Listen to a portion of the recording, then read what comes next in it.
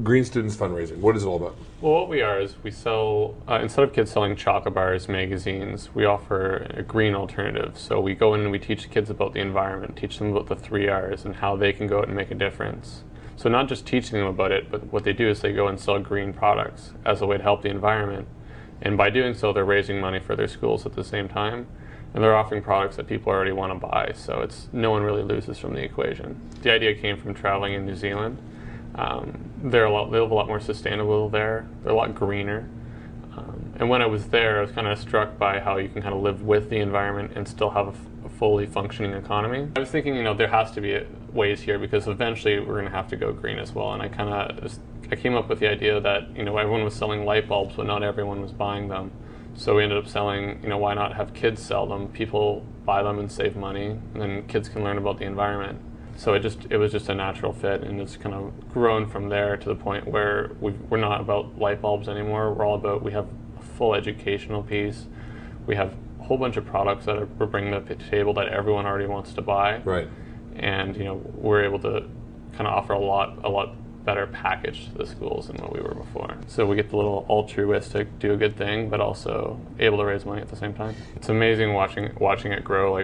We started off with 4 pilot schools, and then when you grow to the point where you're doing 30 schools in a month, it takes a lot of organization, a lot of structure.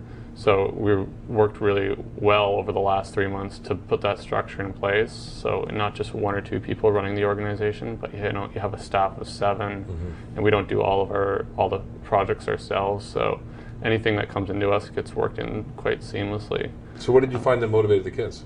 Having a really energizing presentation. Having prizes that they really got behind. We even have some of our prizes are green too. So let's talk a little bit about these ones here. I mean, I'm not trying to kick your butt on this one, but I mean, my point is that, I was a consumer, walked in and went, are they going to give us into paranoia forever? I get tired of this, So it's a battle that right now it's really hard to win. With stainless steel, it's so hard for, all the stainless steel is made in one city for pretty much the entire world. So what Clean Canteen, what they can do is they're so big that they're big enough to control the factories, so they make sure that the standards are in place. Everything that leaves is independently tested. It's just one piece of stainless steel, so there's no real way for it to go wrong. A lot of times when you add in paints or plasticizers, that's when it can get into more of a safety issue. But this is just simple steel. It's really, it just comes straight from the refinery. This makes a lot of sense. All right, so now that we know that if I lose my sippy top, that you can help me out. Thanks, Jennifer. Nellie's dryer balls.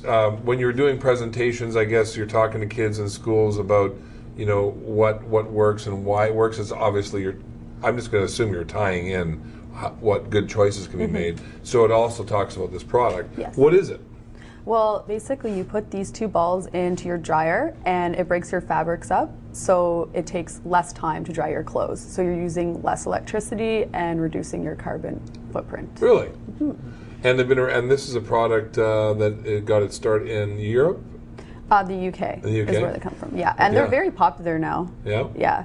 So I don't have any of those. They also reduce the dryer sheets that a lot of people use, and those are petrol based. So a lot of people get irritation of the skin from those, and they have toxins in them as well. So this is a more natural way. So instead of throwing out those sheets that make it smell what it does, does doing this cause the points actually soften your fabrics? They do. Do they wear them out? No, not any more than you would have in a dryer. Really? Yeah. And price point? These are $20. $20. Yes. So the school sells them for $20. Yeah. And they'll get $5. And they're gonna get $5. So basically, people are winning $5 or $6 on items that you have here. Right. Is that enough of a? I mean, it seems like a decent margin. Yeah, we're doing about 25 to 30%. So we could offer more. It was just a matter of keeping things affordable. So a lot of times, you'll sell a chocolate bar for $2 or $3, where it's really just overpriced, just so that you can raise money. But we try to offer them at a fair price, right, and still able to raise money. We have actually an environmental science master's student who's interning with us in developing our educational curriculum. So it's a full video presentation that we have. We teach the kids about the 3Rs. We try to make it cool, make it simple, and really easy to understand. and then it translates right into the products that we're offering and what we're trying to do. Right. So it's really it's no hassle either. It's really just the school puts on the video and talks to the kids about what are they doing to reduce, what are you doing to recycle, and that's really the message that we're trying to convey. Just very say interactive. I reduce by, yeah. So how does the school get it?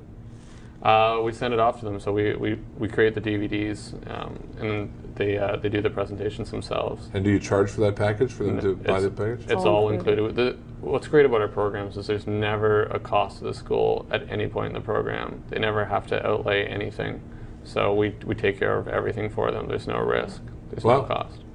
So a school would then go to the website, log on. Jennifer, marketing director, tell us what happens. Yeah, well, what they do is they go to the website and they get our contact information, and they get in touch with our school liaison, Michelle, and she takes care of them from start to finish. And Corey deals a lot in the middle with the invoicing. Right. So we are with them the whole way through. We answer any questions they have. We offer them supplementary material if they have any questions. Let's talk about that supplementary material. Well, we help them. We want their fundraiser to be successful because that's good for us and good for them. So we have 10 steps to a successful fundraiser that Michelle actually developed, and she's excellent with the schools. So we give them that, and then we also give them ideas of how they can promote it along the way, what they can do through their messages in the school, posters, anything that they want to do that's promoting it. And any questions they have, we're there to answer. A lot of the things that we actually offer the schools are feedback that we've received from parents and teachers. So we just kind of grow the program from what they say. So it's, we do really listen to what the teachers have to say. And what have you learned? We've learned that there's a lot. The number one thing, if I can jump in, is today fundraisers are not what they were when we were in school. Kids don't typically go door to door because it's not as safe. So what we've learned is it's really important to appeal to the mothers in particular, or the fathers who are helping their children fundraise, because they'll be taking it to work, they'll be taking it to the family members. Really what motivates the children is the prizes that they'll receive, but it's the parents are so involved in it. It's like they have to help sell. So we really have to appeal to the parents. And what did you do to change that stress? So what did you have to give the parents to help them be involved good? And be more involved? Yeah. We'll get the job done. It's two things. One, the products that we're selling, parents and teachers love because they're green and they're also kid friendly. Right. And the other reason is the educational component. And parents love when you teach their children and help them become educated and teach them about the environment. They like that it's educational and you're not just shipping them boxes of candies and telling them to sell. Right. So particularly I think that's the market that's likes this fundraiser that we're running, and that's the number one thing that I personally learned from this that's different than a typical fundraiser.